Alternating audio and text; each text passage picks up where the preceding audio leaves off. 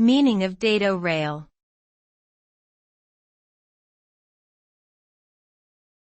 Dado rail.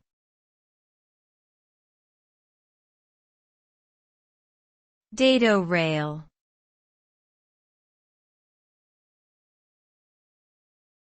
Dado rail.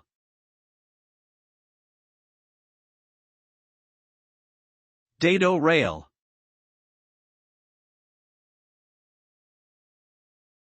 A dado rail is a horizontal molding or decorative strip that is typically installed along the lower half of a wall in a room, running parallel to the baseboard. It is also known as a chair rail, as it was originally used to protect walls from being damaged by chair backs. The term dado refers to the area of the wall that is below the rail but above the baseboard. Dado rails are often used for added decoration and can help to create visual interest in a room by dividing the wall into two distinct sections.